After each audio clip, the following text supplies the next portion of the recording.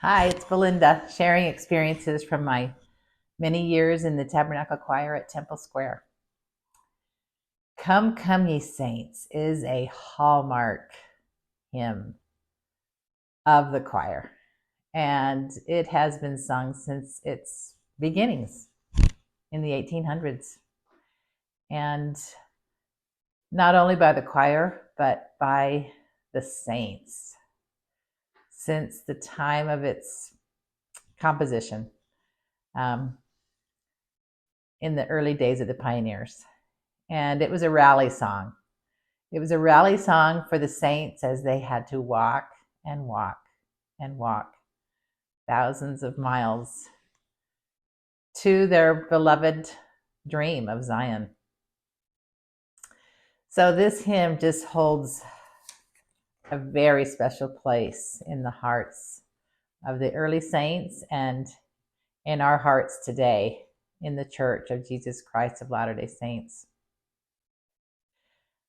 It's probably one of those hymns that I have sung more than any other, and yet I never tired of it because of the spirit of the early saints that I feel.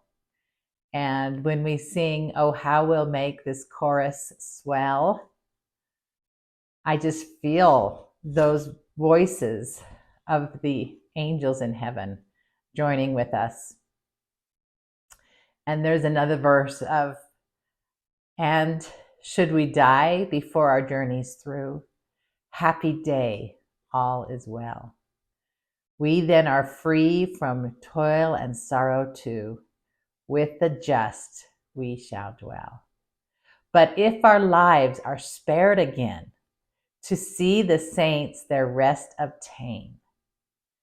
And that line, I feel, is directed to us today, because truly we are enjoying those wondrous blessings of Zion that they sacrificed so much for. This song has such personal meaning for me too, because in my service in the choir, there were many times that were demanding physically, mentally, and spiritually. And some of those times were when we would embark upon our tours. And this was a really gigantic task. And I have to just give thanks to our tour directors, Barry Anderson, and our choir presidents over the years for their amazing work to take 500 plus people on a tour of concerts and sightseeing and travel, and just such a huge task. But to me, these tours were not a vacation at all. We were allowed to bring our spouses if they wanted to pay their way, but the choir members' way was paid. And there was a lot of sacrifice that went into actually going on these tours. Members would use up their paid leave to go on the tour, or just go without pay from their work. Every member of the choir is a volunteer, so it did require some sacrifice, but the blessings were huge and life-changing. So we always looked forward to these wonderful tours. But I equate the tours with this hymn of "Come, Come Ye Saints," because they were a time of really hard work and very sore feet from standing so much, and aching legs and sweating profusely under the hot lights in the concert halls, and weakening voices and vocal issues that made it difficult to sing. We just, we deal with all those things that are part of this life, part of the mortal existence, and we're not spared the difficulties. And just as raising a family or having a successful marriage, things that are of great worth do require a lot of effort, don't they? And require a lot of work. Well, this beautiful choir, this beautiful gift from Zion to the world, to the saints, um, is also something that requires a lot of sacrifice and a lot of hard work. But there were many times when my feet or my legs were aching so badly that I would be led to my pioneer ancestors and think of their sacrifices, of their bloody feet, of their empty stomachs, of their walking and walking and walking, of sleeping out under the elements, of not having a coat or those good shoes or the things that are so readily available to us to deal with the elements. And I thought of them and their sacrifices, and I said to myself, this is nothing. I'm just singing. I'm just singing. And what a great blessing.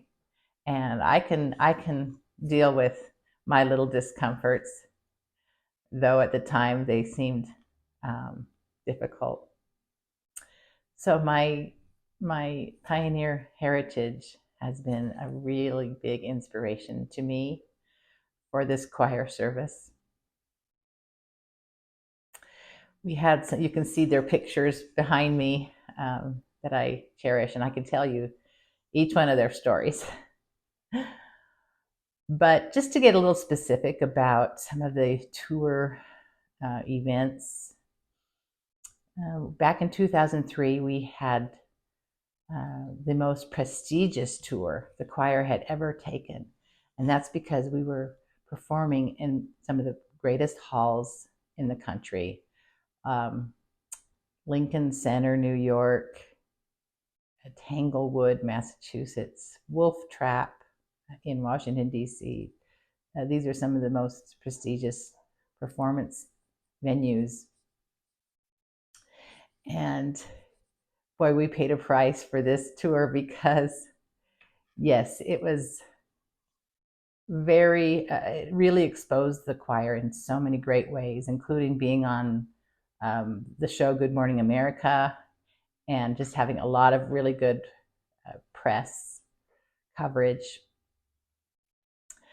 But there were times when, for instance, we performed with the Boston Pops on July 4th.